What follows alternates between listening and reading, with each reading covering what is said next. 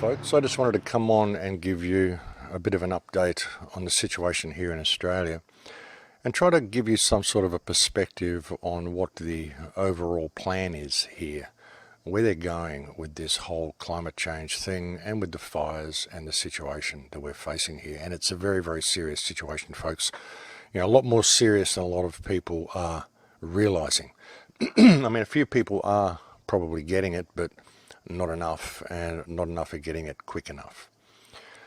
As I showed you last report that I brought you, which was called Australia Wake Up or Die, if you didn't get to see that, there's a link below.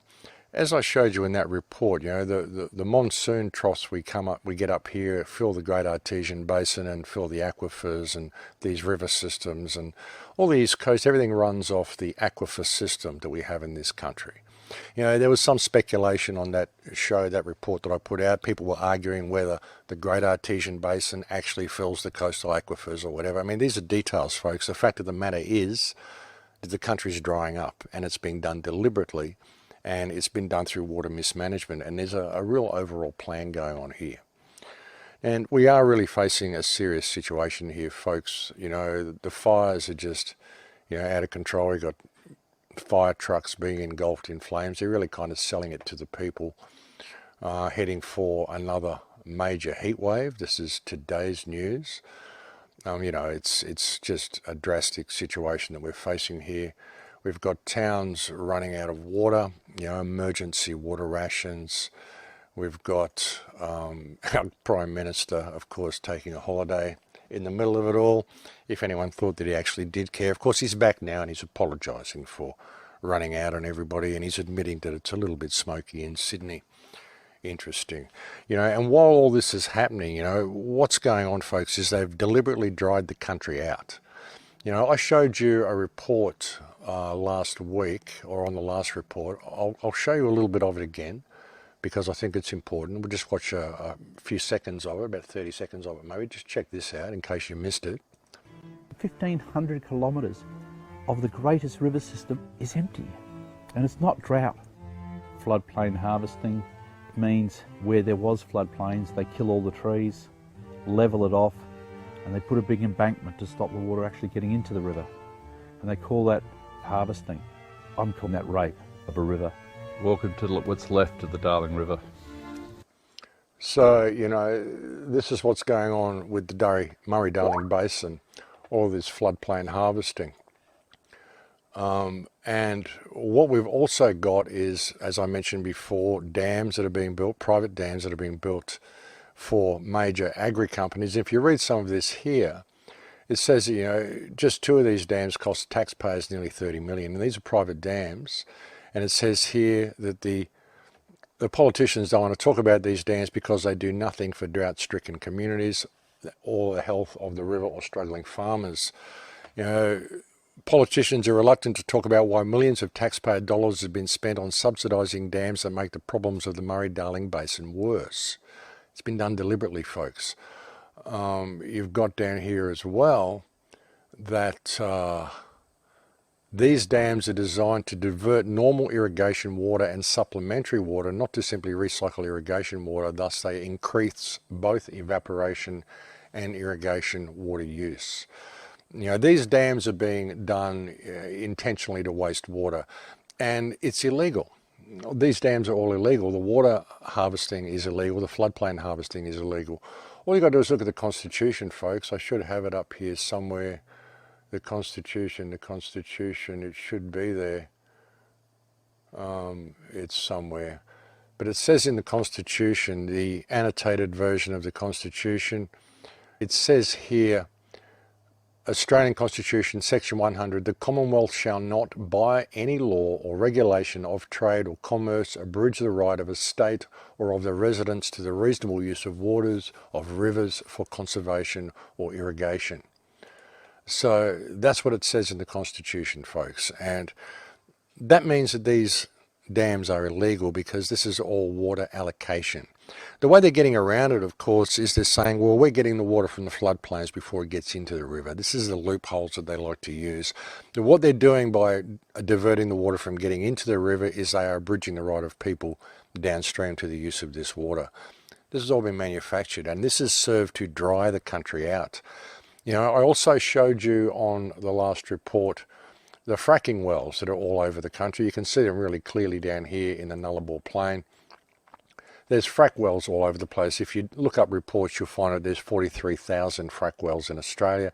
Each one of these wells uses between 1.5 to 16 million gallons of water. This is one of the driest countries on earth, and this is what they're doing with our water supply. Now, something else that I want to share with you here is how this is being done. Of course, while they're doing these dams and while they're doing this floodplain harvesting, we've also got stuff like this going on. Olam's selling permanent water rights in Australia to a Canadian company for 4.52.7 million.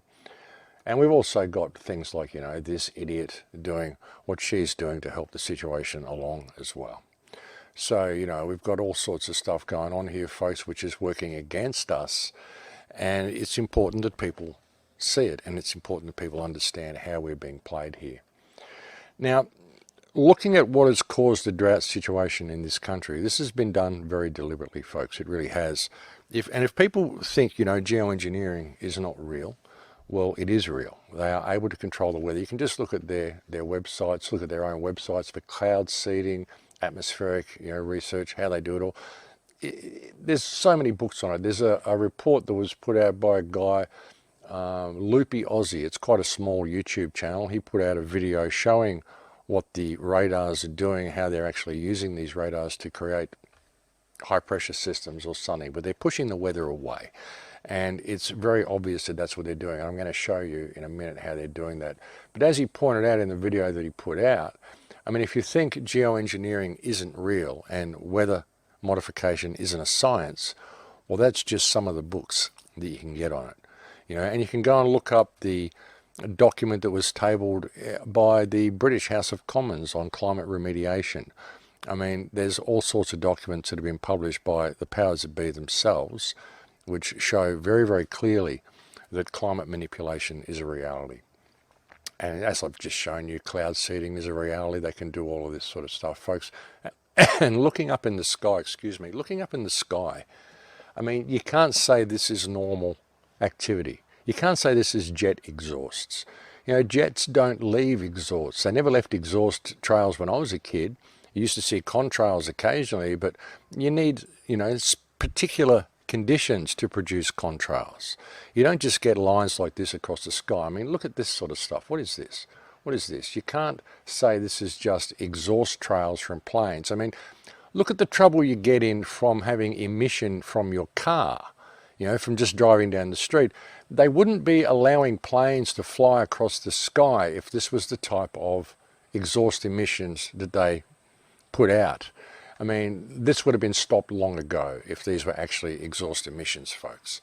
So, you know, people need to wake up to what's going on here. But an interesting thing, you know, like I said, they're drying the country out and they're creating these fires deliberately.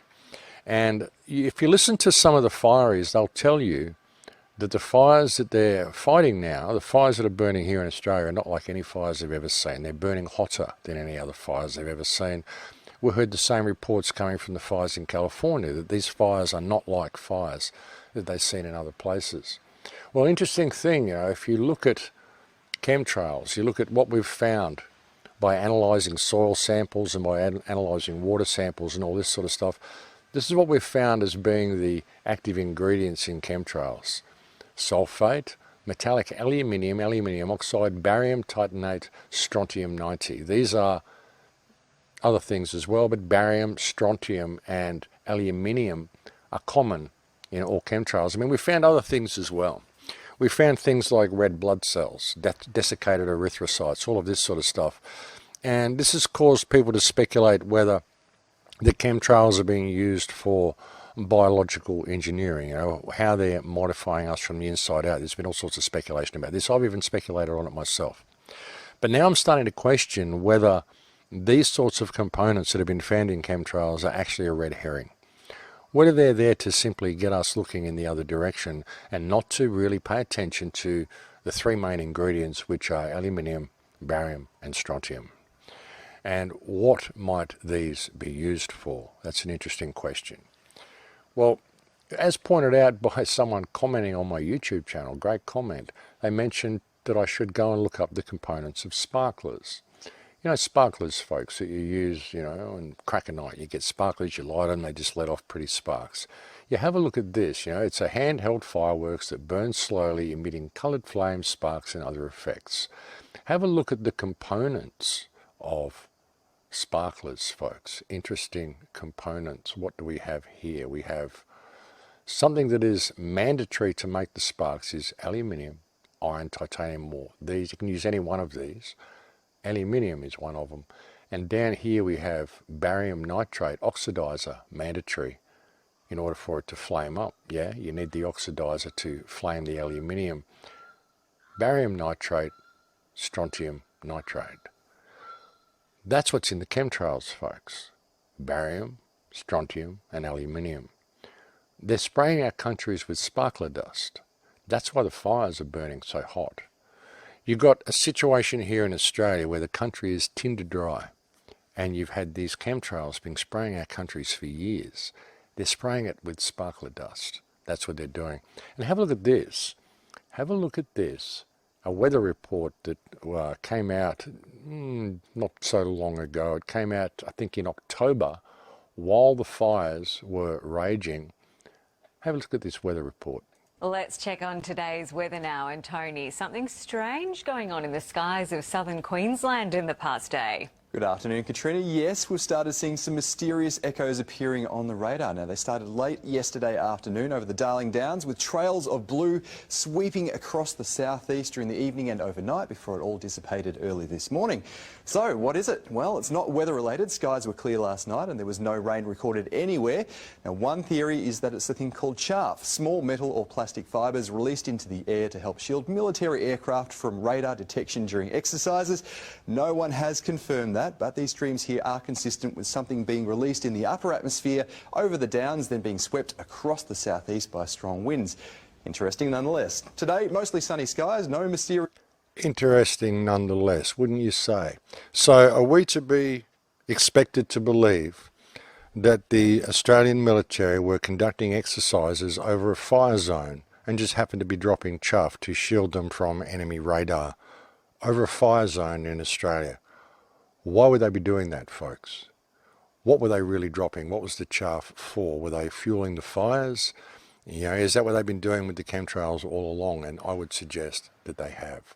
I would suggest that that's what they've been doing. And of course, while all this is happening in Australia, folks, aren't we lucky? We're being more protected by our government as well. Look at this. Our police are now going to get high-powered guns in drive to sweep terror off the streets. Doesn't that make you feel safer, folks? And have a look around in your suburbs and have a look around in the city that you live and ask yourself how much terror you see on the streets of Australia. Really, the only terror you see on the streets of Australia is armed groups of thugs walking around dressed like Batman carrying automatic weapons like this. That's the only terror that you see. It all comes from the police. This is pretty drastic, folks, and that's what's happening in this country. But when you look at that, look at the components of chemtrails and realise that it's sparkler material, it's sparkler dust they've been spraying on our countries. You know, when you go to sites like the Deagle site, I'm sure a lot of people have been to deagle.com. It's got military expenditure, a guide to military equipment and civil aviation. It tells you where they're spending stuff, what's going on, and it gives you predictions for populations as well. You go down here, you've got other stuff. It's just got here other info. And you click countries. And you go here and it gives you domestic product and population. Population projected figures for, this is 2017. You look at the projected figures. You look at the population here for Australia. Australia is number 13 on the list at this point. We have 23,230,000 people as of 2017.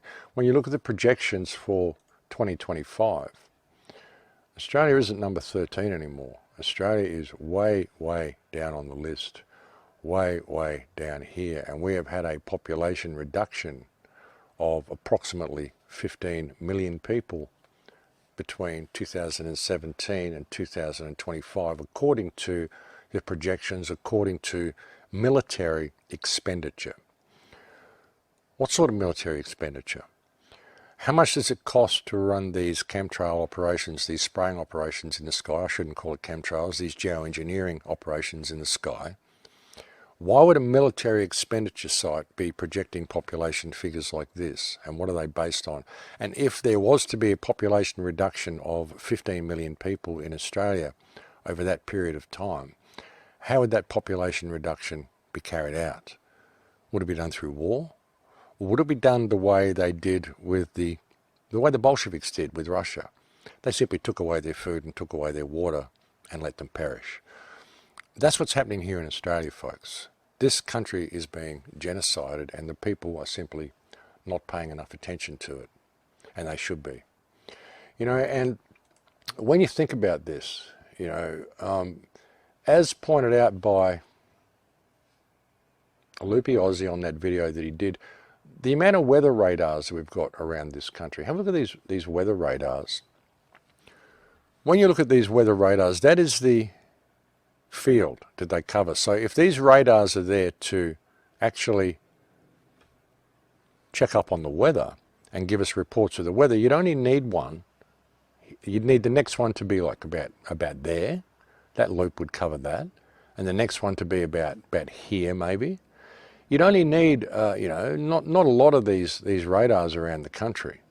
You know, you got, you know, you could cover the whole place with maybe 10 or 12 of these radars. I reckon you'd get around the whole country, given the distance that they cover.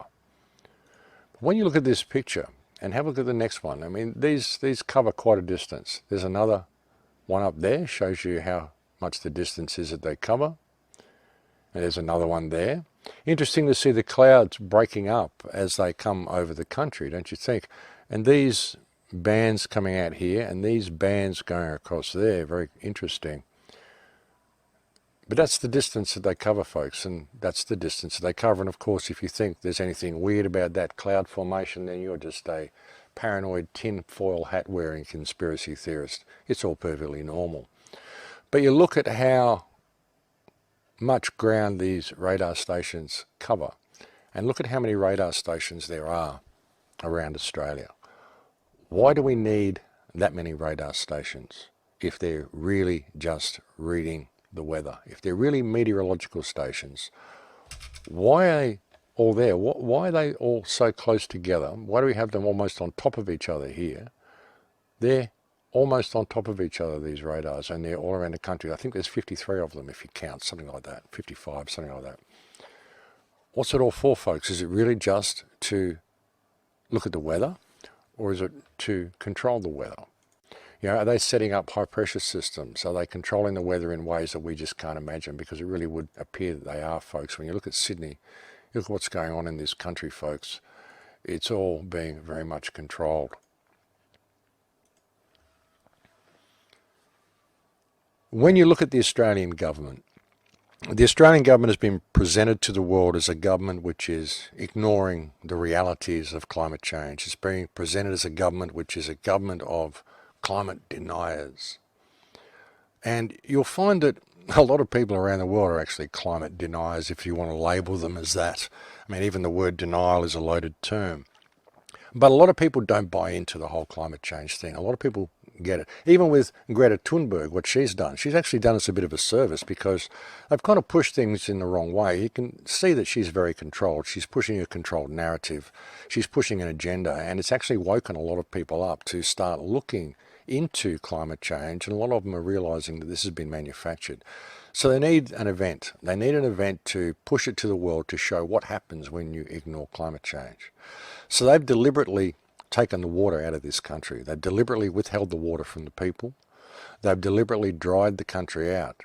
There's been an enormous amount of effort to prevent people from collecting old firewood and collecting dead trees from forests to make sure that they tinder dry and make sure there's plenty of fuel for the fires. All the burn-offs have been stopped as well for the last 4 years, so we haven't burn off much of the scrub at all in the last 4 to 5 years. So this has caused a huge problem. They're going through after the fires and they're cutting down trees as well, saying that these trees are a fire hazard. They left all the fuel there to begin with to have the fire, and anything that has survived they're cutting down as being a fire hazard. You know, they want to devastate this country. They want to show the world what happens when you ignore climate change. Look what just happened to Australia. And they intend to genocide the people of this country to push their point. They don't care about the people of this country. You know, they've taken the water from the people of this country. And as I said, all these wells are illegal. All these dams are illegal. All of this restriction of water is illegal. Selling water is illegal. Even paying your water rates is illegal, because it says in the Constitution there shall be no trade or commerce on water. That's just the way it is. But they need to set Australia up as an example to the rest of the world. So they intend to genocide this country, and the people of the country just don't get it. They really don't get it, but that's what's happening, folks. You know, they've dried the country out. They've manipulated the weather to push all the clouds away. And you can talk to people in Tasmania as well. They will tell you that on the west coast of Tasmania, it's been hammering rain for the last few months. It just won't stop. And that's all the weather that they're pushing down from Western Australia. It doesn't usually rain this time of the year in Tasmania. It's usually raining on the mainland. But now it's not. It's not raining on the mainland, and it's raining in Tasmania, pushing all the weather away everywhere else. Dried the country out, they've sprayed it with sparkler dust, and they presented this government to the world as being a government of climate change deniers. You know, so much in denial of it that the Prime Minister would even take a holiday to Hawaii in the middle of a firestorm. You know, this whole thing has been set up, folks. They need you all to believe in man-made climate change. They need you all to be paranoid about this and to not pay attention to the bigger picture, which is really the grand solar minimums that are happening. And there's a lot of people that are aware of the grand solar minimums. China has set themselves up in a very, very comfortable position where they will survive the grand solar minimums. This is why they've bought up so much farmland here in Australia. They've really set themselves up to be able to be in a position where they can still grow food in areas where food is going to grow during the oncoming solar minimum that's about to happen in the next very short time, within the next decade or two. So they're really positioning themselves to be able to get through this. China is really leading the way in that respect. But they're genociding the people of this country in order to make a point to the rest of the world. And you can't tell it to the people. They just don't get it. They won't listen. Some do. Some understand it. But many won't listen. You know, they don't understand that it's our right to have the water that's held up in these places, these dams. All of this has been done simply to deprive it from the people and to dry the country out. You know, all of this agri-farming and all of this restriction of water is all illegal, the whole thing. And the people of this country need to wake up. They really need to wake up to what's going on here. This is a very, very serious situation. And the rest of the world needs to pay attention, because they've been spraying your countries with sparkler dust as well. And they will use this to push the concept of climate change in your own countries. And another interesting thing I've been noticing here where I live, and I live quite close to the coast. I live only 8-10 kilometres from the ocean where I live. It's rainforest, and it's a beautiful valley setting. Creek out the front, which is dry at the moment, and it's never been dry. But, you know, I live in not very far from the coast, and something that I'm noticing is that, you know, so many of the birds aren't there in the morning that used to be there. I used to go out and I used to sit there and listen to the bird calls every morning. There's probably about a third or a quarter of the bird calls there now. Just in the last couple of months, they've all gone elsewhere, obviously, looking for water. And something else that I'm noticing is that here it is, the 20th of December, something like that. It's fairly into December. It's the middle of summer here in Australia. The days are extremely hot. We've got a massive heat wave happening. But at night, I'm still sleeping with a doona. I'm still quite cold. Very cool nights here at the moment, unseasonably cool. And this is because the ground's drying out, because as many people know, when you are in the desert, it doesn't matter how hot it gets in the daytime, the temperatures always plummet at night. And the fact that the temperatures are dropping so much at night here in the middle of summer when I'm this close to the coast, and it's been happening, it's been ongoing. There hasn't been any time this year that I've actually taken the doona off my bed yet. And this indicates that the ground is drying out. Even though there's still grass here and there's still trees here, it's turning into a desert, and it's being done deliberately, folks. We can still turn this around if we release the water back into the river system and we pay attention to the fact that, you know, this government is a criminal entity. It's a criminal entity, it's a corporation, and they're running a mining operation here. You can look at the cities and Sydney and the Gold Coast and all the places here are simply the recreational areas for the mining operations that are happening in this country. And if you think Australia isn't a corporation, folks, well, it is. You can go and look it up yourself. It's a corporation. There's the number there. It's a corporation, and it's running mining operations. And as I said, folks, the people of this country need to wake up. That's what I attempted to do with the last video that I put out, just to let people know that we've got a very urgent situation here. I got a couple of things wrong in that video. I mentioned that Australia has been a corporation that's been invalid and all this sort of stuff. I said the government of Australia has been invalid since Bob Hawke signed the Australia Act in 1973. That's what I said on the last report that I did, but I was actually mistaken. I got it mixed up. I got still a lot of stuff rattling around in my head, folks. It was Gough Whitlam actually announced the Queen of Australia in 1973, and Bob Hawke introduced the Australia Act in 1988 against a referendum that we had as a population. We ran a referendum, held a referendum to ask whether we would give government power to local councils, and we all voted no. So Bob Hawke wrote the Australia Act, and he said, well, we're going to give power to local councils anyway through that act. But it's an invalid act. It actually says within the act that the Constitution will not be affected. So that's the way it goes, folks. And it also says within the Constitution, for any people who claim that these water restrictions are, these are state legislation and, they want to take you to magistrates court or any of this sort of stuff over these issues, it doesn't matter, folks, because it also says in Section 2, Clause 5 of the preamble of the Constitution that this act applies to all courts, all judges, all states and all people within the Commonwealth. So any judge or lawyer that tells you the Constitution does not apply here in any situation is wrong. The Constitution applies in every situation. And if they're telling you it doesn't, then I guess they just became a constitutional matter for the Supreme Court as well. But that's the situation that we're in, folks. We've got to pay attention to what's going on here. And I think the reality to what's being sprayed on our countries is actually sparkler dust. And that is what is causing the ferocity of these fires, is a very significant piece of information that people need to take on board for their own countries.